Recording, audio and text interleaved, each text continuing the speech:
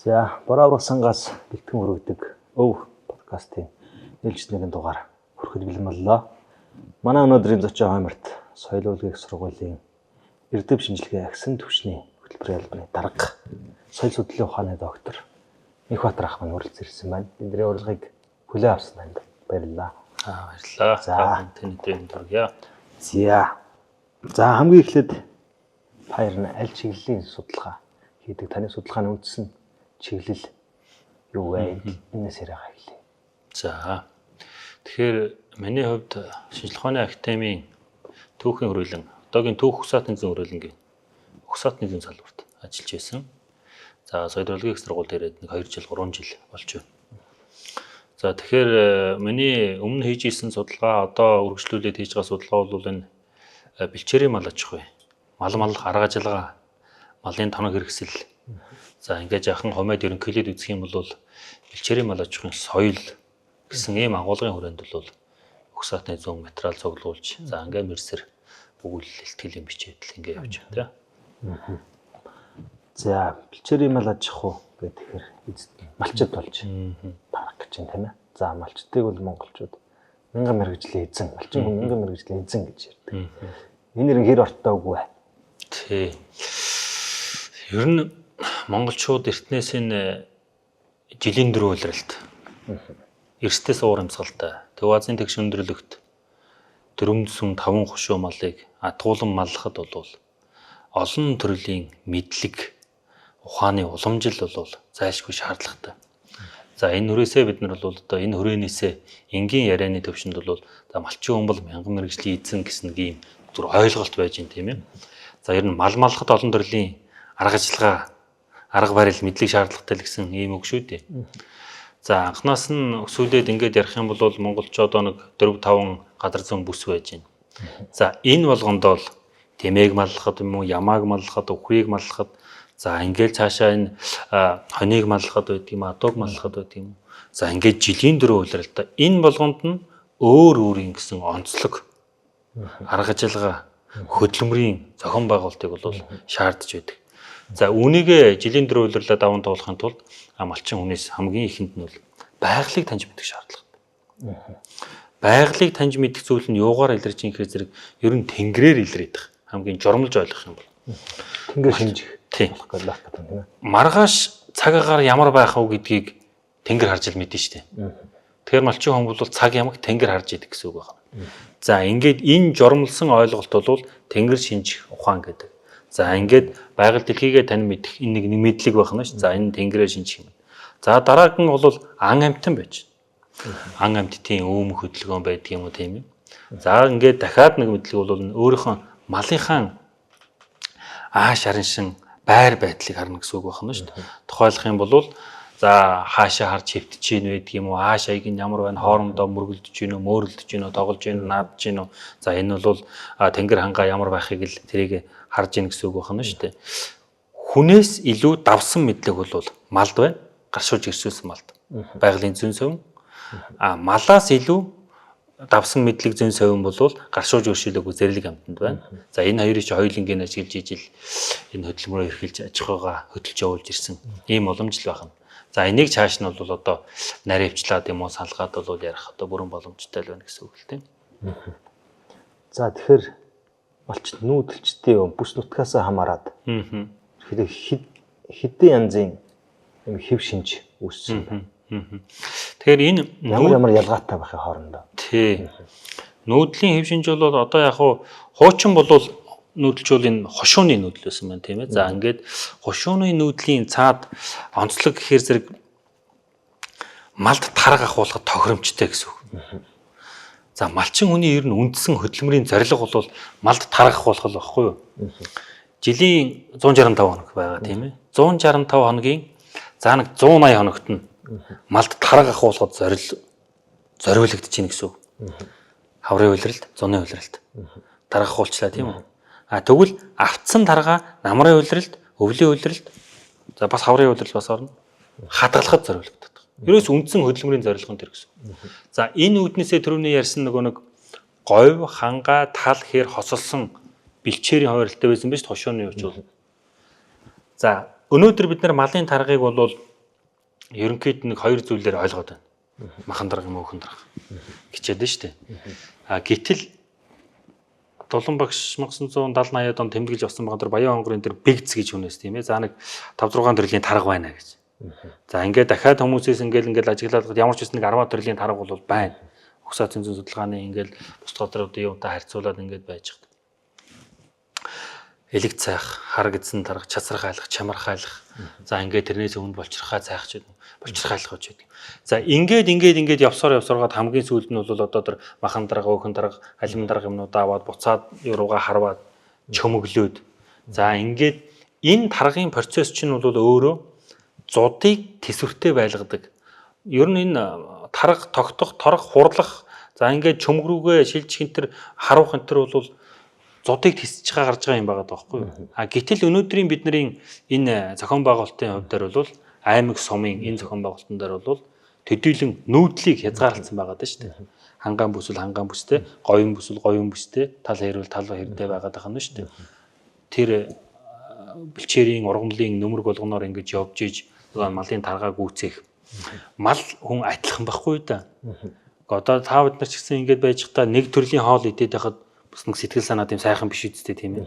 Мал ч гэсэн тэр чинь өөр төрлийн хоол идчихэж тэр явах сэтгэл ялангуяа тэр хонь дээр яригддаг зүйл дээ. Энэ Дундгой аймгийн Адаацгийн Хөдлөмрийн Баатар Дасцэвгүй гэж сайхан хүн байгаа хонь дээр Хөдлөмрийн Баатар авсан.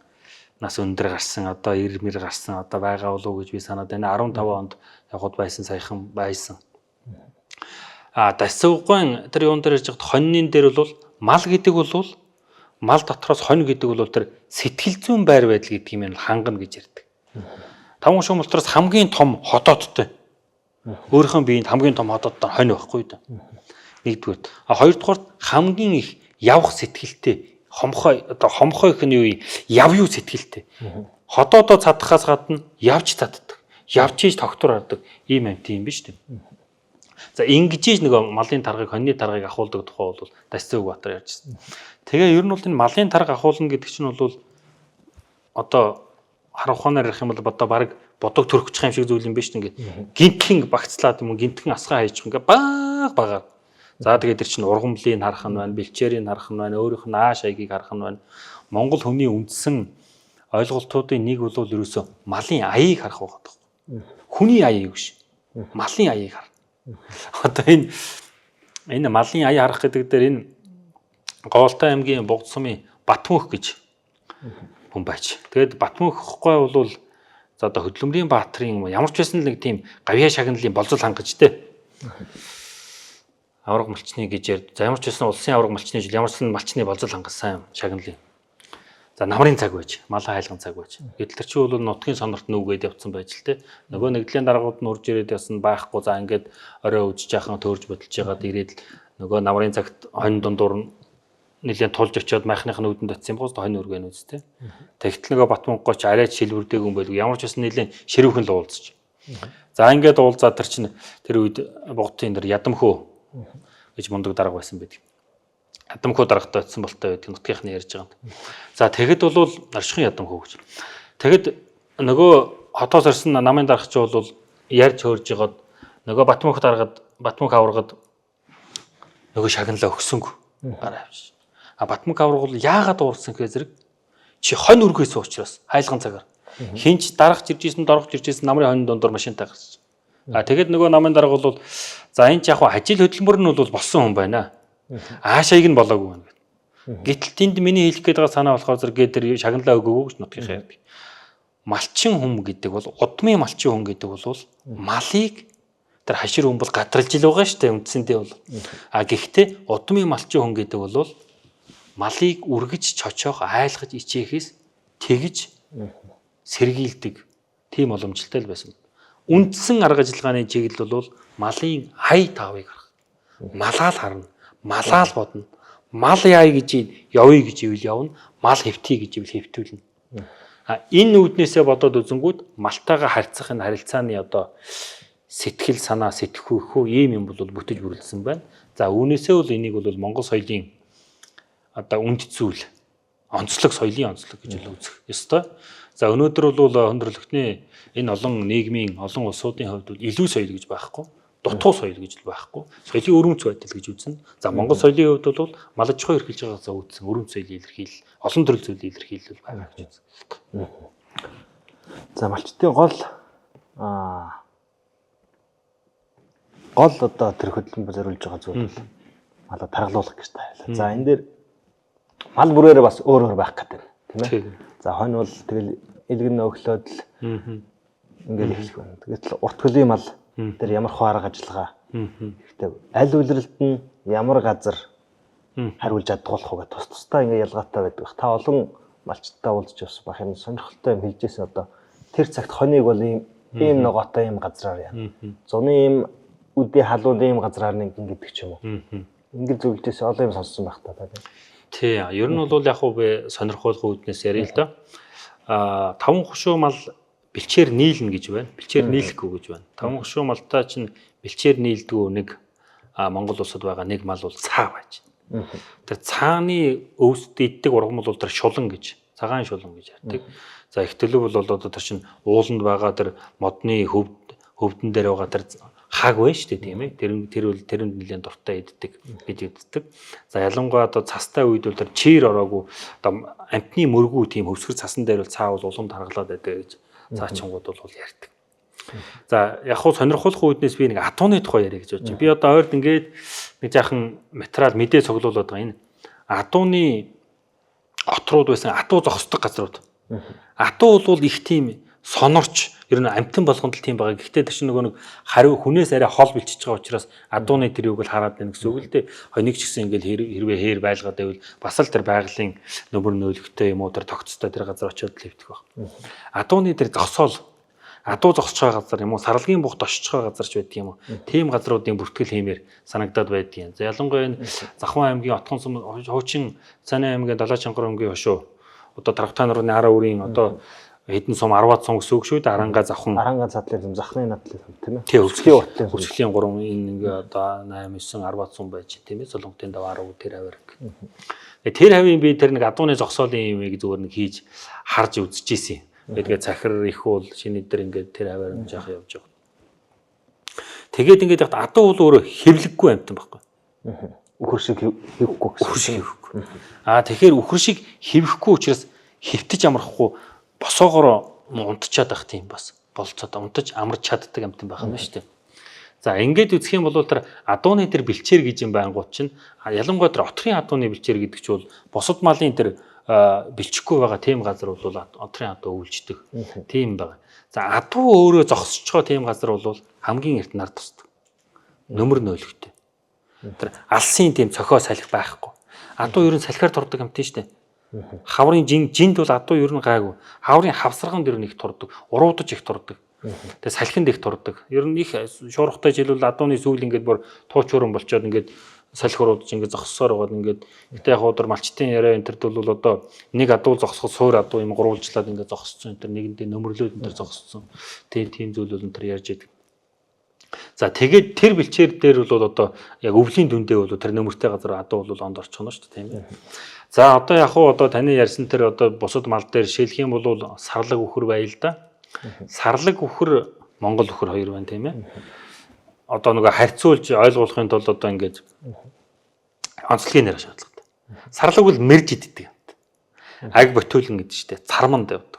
Одоо гიშгдэл сайтай шүү дээ сарлагч болох тийм ээ. За тийм учраас одоо тэр цармын бэлчээрт. За Монгол бол хилээ ороож идэж байгаа. Тэгэхээр зөв нам дор газар ялангуяа ширэг өвстэй, өлөн өвстэй газрууд байна гэсэн.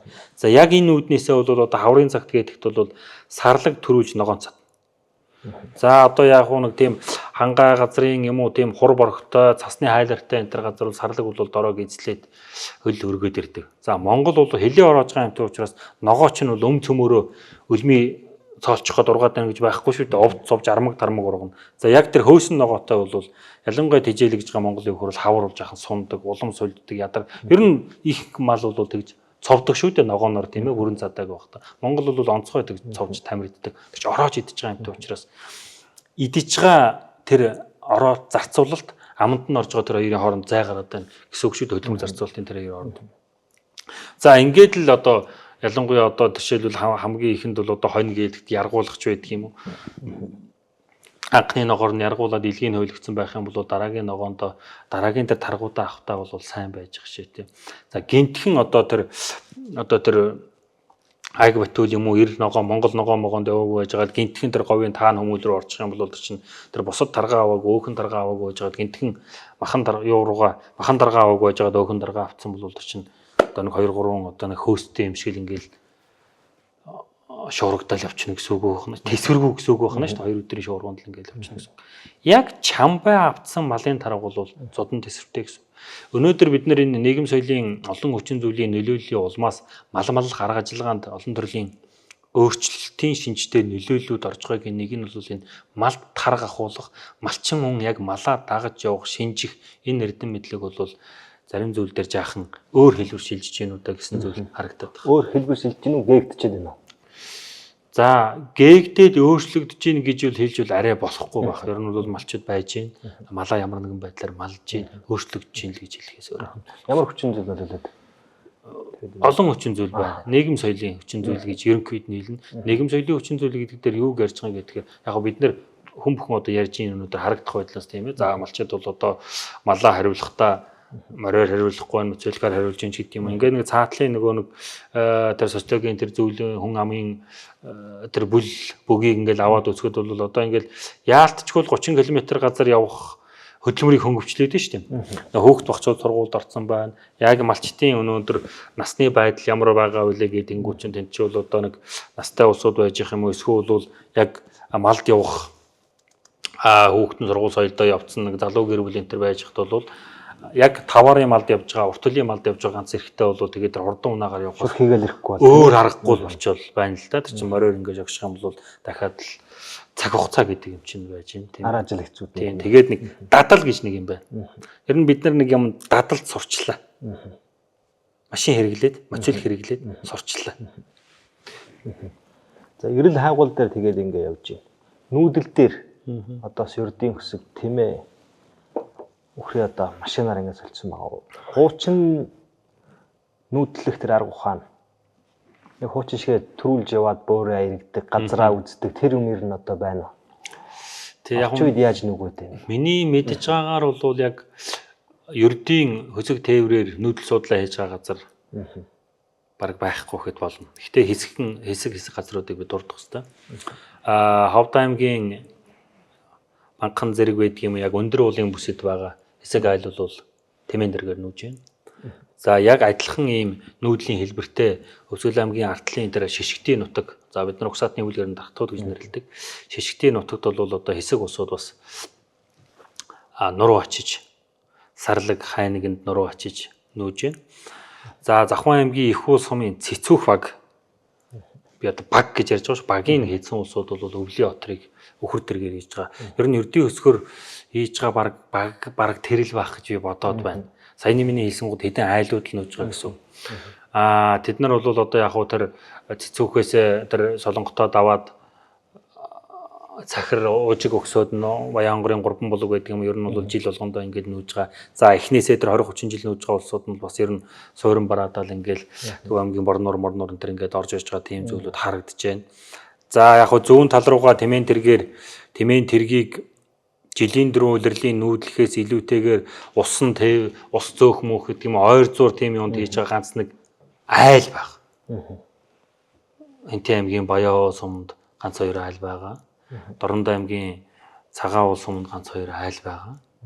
Түүнээс багийн хэмжээний сумын хэмжээний ярих ердийн өсгөр ярих бол боломжгүй болчихж байна. Энийг тэгэхээр зөвхөн нэг тэмээг машинаар ингээд сольж байгаа хэрэг биш юм шиг надад харагдаад байгаа.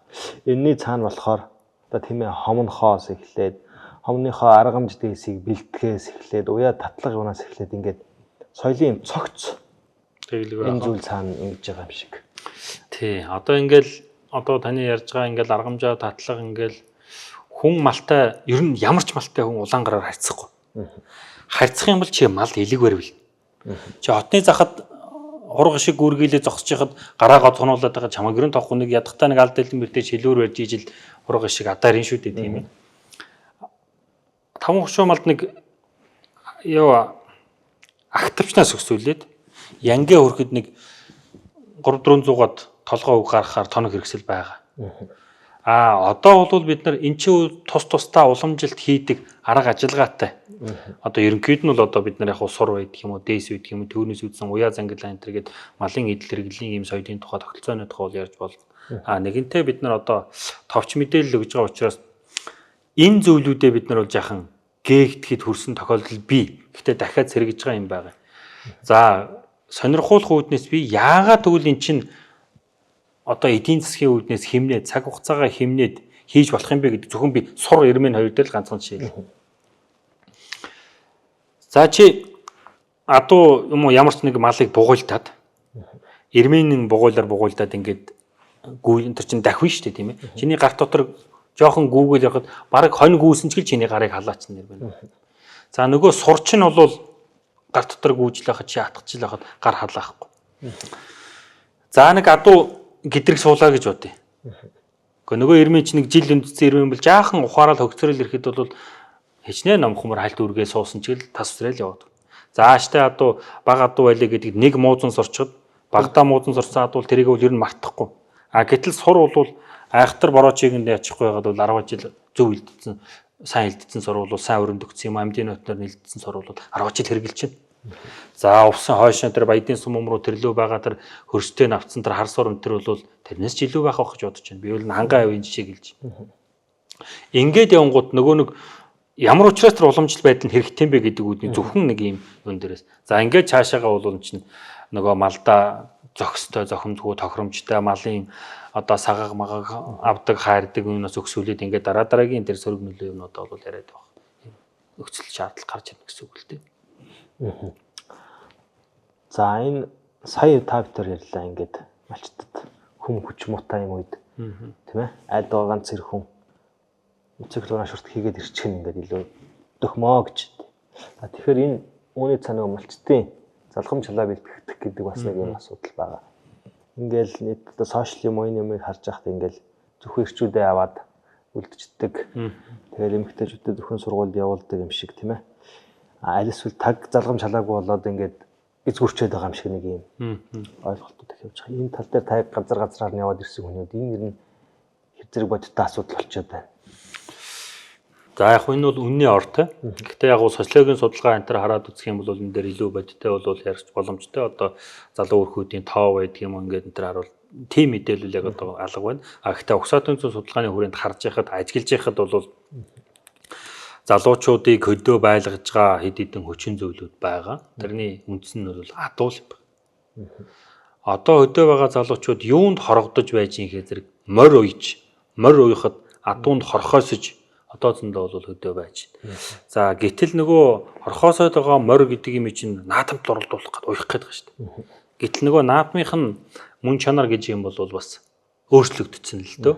2000-аад оноос хойш бол монголчуудын уламжилт цагаан өвсний уяа гэдэг юм бол хүн унган адуугаараа уяад цагаан өвсөөрөө нутгийнхаа наадамд уралдаад дээгүүр цулбуур авах, шөвгөрх нь битгий хэл дээгүүр цулбуур авах ер нь боломжгүй болчлоо. Альч цомд гэж бараг хэлж болно доо. За яг алтай малтайгийн хад асахтай тиймэрхүү газруудад юу байна. Гэхдээ л очиод тэр чинь ер нь бол цустаа адуу очиж очиод уралдаад ер нь сурчлаа. Ер нь бол ийм байгалийн нэмэлт хижээлтэй шаардсан ийм эрли задуугаар уралдаад бол монголчуудад сурчлаа л да. Гэтэл нөгөө хорогдоод байгаа монголчуудын тэр адууны энэ байдал нь бол бас л өөрчлөлт орчиж байна гэсэн үг. Энэ дээр бол одоо бид нар яалчгүй л одоо ямар нэгэн зүйл төр засгийн бодлого зөв зүйтэй бодлого баримтлагаас өөр бол аргагүй болж юм. Гэхдээ тэрийг бол малчтад авчиад эхнэр авч өгнө гэсэн үг биш шүү дээ. Төрийн наадмын сайхан хийж хэрэгтэй байхгүй. Үнэхээр л тэр стандарт гэж байгаа эсвэл үйлдвэрлэх байдал гэдэг юм уу тэр зүйлийг л хангах хэрэгтэй шүү дээ. Түүнээс л одоо монголчуудын тэр мэдлэг ухааны уламжлалт нь бол ямар ч баг малчин хүн бол энэ цустай адуу эрли задуу байна уу гэдгийг нь бол зэрвэний өндрийг хэмжигээс илүү тэр үйлдвэрлэх байдлаар нь бол мэдэн шүү дээ. Алхай гიშгэ дил зүйл бүх юмар нь мэдэн шүү дээ чинь тийм ээ. Энэ бол одоо бид бүхэн ис үлдэхээр үлдэж байгаа нэг юм бол харагдаж байгаа. Монгол дайрал тэр одоо адуу ямар адууралдах гэдэг тэр ингээ хоёр хуваагдчихад байна шүү. Нэг хэсэг нь бол за ингээд яг Монгол адуул ингээд 90 талнуудыг илж үүдчтэй. Хамгийн хурдан морой шалгаруулах гэж байгаа бол одоо урдныг нь шалгаруул та юу цусыг нэг юм. Нөгөө талдаа болохоор юу хамгаалах гэсэн нэг хэсэг хүмүүс байгаа. Яагаад монголчуудтай монгол адууга хамгаалах ёстой. Энэ цаана ямар юм байгаад байна? Тийм. Энэ монголчууд бол монгол адуу бол хурдны адуу биш. Монголчууд адууг эдэлж хэрэглэж ирсэн хэд хэдэн төрөл байгаа. Үндсэн чанар бол монгол адуу бол унлаг эдлгээний адуу байхгүй юу? Цэрэгдэн, аян ав, гоёл. За одоо хамгийн сүүлийнх гэж хэлж байгаа нь хурдны чиглэл. Яагаад монгол адуугаар нь байлах хэвтэй юм? Монгол малын ген фонд удмын сан гэж юм би. Тэр дундаа монгол адууны онцлог юу юм бэ гэдэг зүйл гарч ирнэ. За дахиад нь ялгаатай байдал харьцуулж байгаа. Нөгөө эрлиз адууг чинь унлаг эдлгээнд бол тохиромжгүй юм байна тийм ээ. За энэ бол мах нэмгэнтэй, арьс нэмгэнтэй, за унлаг эдлгээ аяавал даахгүй юм байна. За одоо тэр дээргөө малаа машинаар хариулж байгаа юм чинь тэгвэл унлаг эдлгээнд хэрэглэхгүй гэдэг. Гэтэл зан гарын шингийн нэг юм байна. Байгальтай дасан зохицох чадвар гэж юм байна. Яг хаврын гүү хураалтны цагаар гэдэг чинь нөгөө бүдүү азрах чинь 2-3 хүн байцсангүй дагцсан нөгөө адууга тараацсан ингээ явж байгаа шин. Бид бүхэн сайн мэднэ Монгол малын альч мал дотроос жилийн дөрвөн улирал дотор хураалттай сүргээ хамгаалах институттэй ганц эцэг малчуу бол азрах штэ. Гэтэл одоо нөгөө нэг эрлийн азрахчуу бол одоо байгальтай тэмцэх, дасан зохицох, ялангуяа энэ хээрийн амьтантай тэмцэх чадвар өндөр бол огт байхгүй гэсэн үг шүү дээ. Бид нар жилийн дөрвөн улирал наадам хийхгүй. Гэтэл нөгөө Монгол адууны үндсэн тэр унлаг эдлгээний ашиг шимийн тэр чанар гэдэг юм чи бол одоо бол алдчихж байгаа байхгүй юу. Ер нь нийт Монгол нутгаар бид нар бол энэ цустай адуу гэдэг юм бол тэр нь тархачлаа л да. Одоо жишээлбэл ингээд Батбаяр гэдэг хүн бол нэг нутагт 50-тай адуу оруулаад ирэхэд за би нэг адуу сонирхож байгаа залуу байлаа гэхэд ямар нэгэн байдлаар чамаас 2-3 байд сийгээл за тэрнийхэн төлөөр азрах тавил ингээл тархачихж байгаа ийм зүйл байна л да. Яг ямар нэгэн зохицуулт хийгүүр ингэж байх юм бол удахгүй те ер нь бол Монгол адууны тэр нэг удмын зан гарын шингийн унлаг эдлгээний за энэ одоо олон төрөл зүйлийн давуу чанарууд бол одоо ингээд байхгүй болоход хурж ин да. Бид нар яг хараал одоо яг бидний үе дээр ингээл хайлж байгаа юм үед бид нар амьдарч байна та. За бас нэг асуулт нь нэг талтай болохоор ингээл хөдөө ингээл малчин болоод эзгүүрчж байгаа юм шиг нэг юм яриа батхаа. Нөгөө талдаа малын тоо толгоос бэлчээрийн зад хитрээд байна гэсэн нэг юм байна. Үнэхээр малч тэр малаа тоонд нь дариулж чадахгүй, чанарт нь харахгүй ингээд эсвэл энэ цаагаараа малаас гарч байгаа тэр бүтээгдэхүүнүүд үн ханш муутай байгаад заавал тоогоор ингэж их байж жоох ашиг авахгүй байна уу? Тийм. Одоо бол 500-аас доош малтай хүн бол хөдөө бараг амьдрахад хэцүү байна. 500 болон 500-аас дээш вижиж ядтаа нэг өргөн хэрэглээний бараа төгтөн хөөгд суухтаа нэг сургууль соёлын захад оруулах ийм боломж байна. Яалтчгүй энэ зах зээлтэй харьцаж байгаа энэ үнэлгээ гэдэг юм чи бол байхгүй болчиход байна шүү дээ. Одоо баг 10 жилийн өмнө 10 хэдэн жилийн өмнө байсан адууны үн адилхан л байна шүү дээ. Сая төгрөгтөлөөс одоо сая төгрөгтөл байгаа шүү дээ. Саяас нэг сая 500-ийн хооронд худалдааны үнд бол тийм ээ. Тэгэхээр энэ ч маш их тогтвортой байна гэсэн үг шүү дээ. Малын үн чи бол нөгөө бусад юунууд нь бол бараа өдөгдөд энэ өргөн хэрэглээний бараа өдөгдөд юм л өсөлттэй байна гэсэн хуваар 100%-аас гарцтай өсөлттэй байна. Нөгөө талдаа мэдээж энэ ганцхан Монгол улс зүйлсэн дэлхийн байгаль цагуурын өөрчлөлт гэж нэг юм байна. Үүнтэй холбоотой нөлөөллүүд бас байна. Мөн бас малын тоо толгой олон байж иж байгаль талхалж байгааг бол талхалж байгаа. Энд шалтгаалж байгаа олон хүчин зүйлийн нэг нь бол бас бид нар чинь нэг дөрөвний битхэн яриад дөрөнд дурдсан энэ нүүдэл шилжил хөдөлгөөн гэдэг юм бол хомигдсон байхгүй да. Өвлжөө гэрчлэгэж үлдсэн. Үндсэндээ бэлчээр арай хойрлчааг боловч ямар нэгэн байдлаар бол тогтчлоо ш нүүдлийн хөдөлгөөнүүд хангайн бүст байлээ гэдэг баг 5 км-ийн арга тусдаа жилд нэг 2-3 удаа нүүж байгаа ийм зүйл болчлоо ш. Тэгэхээр шин дээр бэлчээрийн ургамлын нөмрөглөл гэдэг юм чи бол нөхөн зэрэг боломжгүй байгаа юм гэсэн үг тийм ээ. Амар чамчихгүй байгаа гэсэн үг. За ингээд энэ зүйлүүдээс шалтгаалаад одоо бэлчээрийн талхалт гэдэг юм бол одоо ярих зайлшгүй шаардлагатай. За хуучин цагт яаж их зэрэг энэ нүүдэл хөдөлгөөн гэдэг юм чи бол одоо харилан баяуулан байдаг юм ингээ малхын тал байдаг юм уу. За ингээд Батхан байдаг юм нүүдлийн бүсүүд байсан ба шүү дээ. Гэтэл одоо энэ нүүдлийн бүсүүд чи бол одоо суурьшлын бүс болчлаа гэсэн. Шилжит хөдөлгөөн үрж ирээ. За дээрэс нь бол ялангуяа энэ өвлжөө гэрчилгээж үүснээс болоод энэ бэлчээрийн маргаан бол нэлээд гарах юм төлөврүүгөө орчлоо. Монгол хүний санаа савнд багтаж байгаагүй, санаа савнд орж байгаагүй тийм бэлчээрийн маргаанаас гарч байгаа тийм үр дагаврууд бол гарч байгаа, мэрсэр дуулдаж байгаа тийм юмуд бол бас харагдаж байна л та энэ тийм. За малчдыг болохоор бас нэг мянган мэрэгжлийн эзэн гэхээс л бас нэг өв солиод хийж явж байгаа гэсэн үг бас дагалддаг. Энэ зөвхөн нэг мал хариулж байгаа юм асуудал биш. Малын мөкс дагаад ингээд асыг болж байгаа асуудал шиний цаан ямар өв солиод давхар тээж явж байна. Одоо та ан нагнуур гэдэг ч юм уу, дуу хуур гэдэг ч юм уу, цаана нөгөө энэ соёлоо дааж байгаа тэр соёлын үг хэллэгүүд гэдэг ч юм уу. Ингээд талаад ярил ямар соёлыг малчид тээж явж байна өөрөө энэ дээр. Тэгэлгүй яг одоо ингээд ер нь энэ жилийн дөрөв улирлыг эсэмэнд даван туулахын тулд бол одоо ингээд хувцас хонроос өксүүлэл олон төрлийн мэдлэг байгаа. Эдгээрийг ярихаас өмнө би нэг ач холбогдлын тухай ярих гэж бодож байна л да. Малчид байхгүй бол яах юм бэ гэдэг зүйл. Говьалтай аймгийн Бугт суманд тарай тарьж болохгүй шүү дээ. Хинтээ аймгийн Баян суманд тарай тарьж болохгүй шүү дээ. Маллахаас өөр арга байхгүй. Одоо Өмнөгов аймгийн Баян сум Хэлийн суманд очиод тэр чинь бол зах хязгаар сум юм байна. Нааш нь дотгош нь оруулж ирээд тэгээд тэр тэгвэл тэр нутгийг яаж эзэмших юм? Малтай байлгаж бид нар чи одоо эмзэг хөрстэй. Энд нь одоо бэлчээрийн ургамлын ашиг шимийг малаараа хүртэж ижил ингэхээс өөр арга байхгүй. Монгол улсын тусгаар тогтнолын асуудлыг авч явж байгаа, тээж явж байгаа аж ахуй эрхлэлт байхгүй да. Мал аж ахуй гэдэг чинь.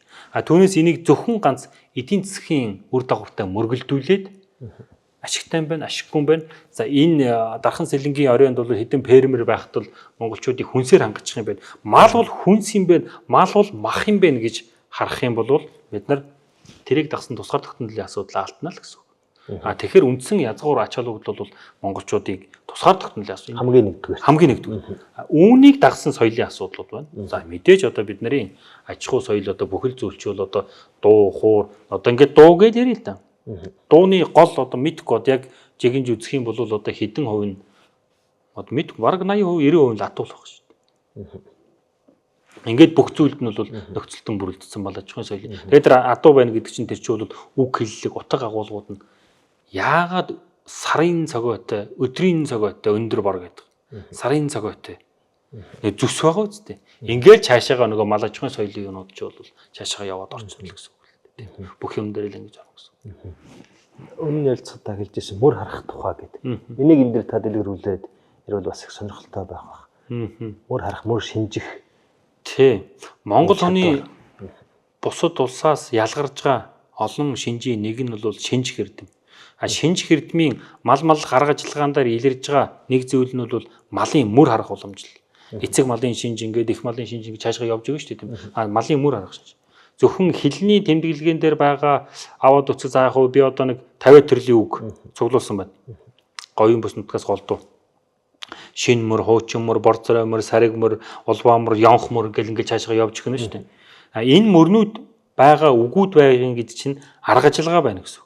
Энэ арга ажиллагаа ийм тогтолцоонууд байна гэдэг чинь бол соёлын тогтолцоог авсан байна гэсэн үг шүү дээ. Төрөүний бид хоёрын яриад байгаа нөгөө олон нийгэм соёлын олон хүчин зүйлийн нөлөөллийн улмаас машинаар явал моцилхоор яваад нунгууд эдгэр чи бол байхгүй болчихно гэсэн үг шүү дээ. За энийг байхгүй болгочоор яаж хань гэхээр Монгол хүний нөгөө байгаль дэлхийг ажигладаг, таньдаг энэ хүрээлэн буй орчин байгаа бүх юмныхаа мэдлэгийг хураадаг, хуримтлуулдаг энэ зүйл чинь байгаа бол чинь зөвхөн өмнөх байдал юм уу дорох урдах байдлаа хараад ингээд явж гин хязгаарлалт байдал аж ахуй хомигдож гин гэсэн үг. Аж ахуй хомигдоход сэтгэлгээ хомигдно. Ингээд л бидний нөгөө онцлог гэдэг юм бол үндсүүл гэж яриад байгаа юм бол жаахан гээгднэл гэсэн үг л дээ. Гэхдээ соёл бол устж үгүй болдоггүй. Соёл дандаа бүтэж бүрэлдэж дахиад нэг өөр хэлбэр рүү шилжиж байдаг. Тэгэхээр дараагийн ямар хэлбэр рүү шилжих үү гэдэг л юм байна. За энэ бүхнийг одоо хадгалж хамгаалж үлдэхэд юм. За тэгэхээр малчдын залгамж халааг бэлтгэхэд төр засгаас авч байгаа бодлого арга хэмжээнүүд ер нь өдөөгөр юу байх юм? Аль нь оновчтой, аль нь оновчгүй болж байх юм?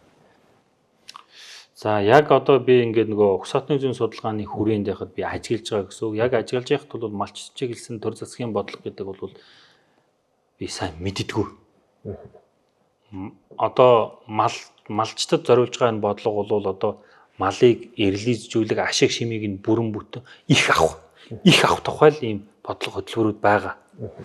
Түүнээс энэ Монгол малын удмын энэ зан арын шин ген фонд уламжилт арга ажиллагаа гэдэг имийг бол бид нар зайлшгүй анхаарч явах хэрэгтэй. Монгол хүн хонь холдож байна. Ингээд эн чинь 2000 жилийн өмнө 3000 жилийн өмнө тогтцсон бидний өв сан байхгүй юу? Энэ мэдлэгийг бид нар үнэлж явах хэрэгтэй. Малыг хайрлж харьцаж байгаа юм байна. Өвдөхгүй барьж авч байгаа юм байна. Өвдөхгүй цавдаад унгааж байгаа юм байна. Энэ маллах хүн мал хоёрын хоорондын харилцаанаас үүдсэн энэ арга ажиллагаа гэдгийг бид нар бол үнэлэх хэрэгтэй. Цаашдаа бол утга чанарыг нь бол хэрэглэхгүй ч гэсэн бүрэн таниулах хэрэгтэй. Бүрэн таниулахын тулд бид нар яах хэрэгтэй? Олон төрөл зүйлийн урлагийн хэлбэр байдаг юм уу, мэдээллийн олон хэлбэр байдаг юм уу, энэ зүйл дээр л ямар боловч бид нар ойлгуулж явахыг хичээх хэрэгтэй.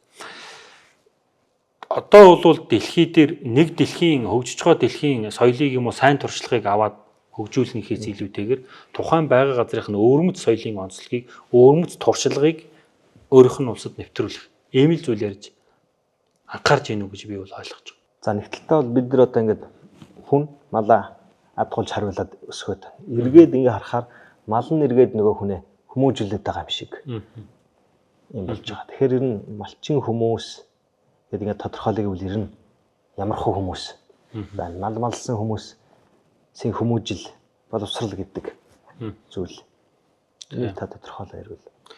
Тий, одоо бид нар нөгөө нэг юуг үн цэнтэй гэж үзэх үү гэдэг ойлголт байна, тийм ээ. За ингээд үзэх юм бол нийтлэг ерөөсөн хүний хүсэл зорилгочоо бол үндсэн үр өдмөө үлдэх, сайн сайхан үлдэх. Сайн сайхан үлдэхийн цааны үг зэрэг сайхан сэтгэлтэй хүнлэг инэрэнгүй байлгах гэдэг шүү дээ. Тэгэх юм бол хүүхдийг хүмүүжүүлэхийн тулд одоо хамгийн үр ашигтай зүйл бол энэ зоопарк гэж юм гинэ. Одоо амтын судалж байгаа юм уу энэ этологчид бол тэгж санал болгож байна. Аль хүүхдийг аль болох одоо амтантай ойр байлгах юм бол тэр бол нэгжийн сэтгэлтэй болох юм байна л да, тийм ээ. Ингэж үзэх юм бол малчин хүн гэдэг бол малчтын энэ аж ахуй эрхлэх арга гэдэг бол бид бүхний та бүдний үг эцгийн биднэрт өвлүүлж үлдээсэн энэ байдал бол тэр чигээрээ соёлын хүрээлэн байж.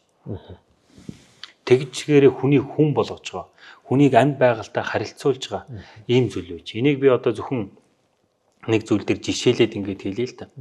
Яг чиний улаан нүүрэн дээр нүдний чин дор арай гар хөрөхгүй хөл хөрөхгүй газар чинь хонь төлжий гэд бод. За тэр дүнгэж одоо салиан гараагүй хург байлаа гэдэгч бол одоо яг амьдрал дээр тохиолж идэг зүйл шүү дээ. Хэрэг хурж ирээ тоншдогч байдаг юм уу? Бүрбэж шүүрээд хадан дээр тавьдагч байдаг юм уу? За төлөө голж байгаа мал байдаг юм уу? Буцаага төлөө авч байгаа байдаг юм уу? Энэ нэг амтны энэ зан арын шингийн гаргаж байгаа инкэл донгол инлэх энэ байдал бол хүнийг хэд дахин эгэлзүүлж гэгэлзүүлж идэг. Тэр амтны өмнөөс малчин хүн бол баярлж байдаг, бахархж байдаг, уурж байдаг, бухимдж байдаг. За энэ зүйл нь бол тэр хүний нинжийн сэтгэл Монгол хүнийг нэг Монгол хүн бол нэг энерхийн зөөлөн сэтгэлтэй байдаг юм байна. За энэ зүйлээсээ бол бүрлж идэг юм а гэж малчид бол ярьж идэг. Өөрөөр хэлбэл малчин хамгийн ярианы төрөнд хэлсэн малчин хүн бол малын аяыг бодож идэг. Малаа хүнчилж бодоод байдаг. Тийм ч учраас мал тэгж боддгийн гинлээ гэсэн үг хэллэг хэлцүүд байгаад. Монгол хүний энэ сэтгэлгээний онцлог бол ийм эд материалын имийг амчилж бодоод байдаг. Босод имийг дандаа зэрэгэлдээ одоо хад бүхэн хайрхан бод хүн бурхан гэдэж байгаль тэрийг амчилж үзээд энэ байгалийн юм, энэ миний юм гэж сэтгэхэд нь шүү дээ. Энэ сэтгэлгээний онцлог бол одоо монгол хүнийг монгол хүн байлгадаг, мал аж ахуйгаасаа авдаг үнд цөл юм болов уу гэж би санддаг. За манай өв подкастын ээлжид нэгэн дугаар та бүхэнд хүрлээ. Манай өнөөдрийн дугаарт соёл судлалын ухааны доктор Михбатар ах маань хүрэлцэн ирж оролцлоо. За тэгээд манай энэ подкастыг бор аврах сан ивент итгэж явуулдаг. Тэгээд бор аврах сангаас гаргасан номын дээжээс тань барья да. Таны цаашдын судалгааны амжилт өндөр амжилт хүсье. За баярлалаа.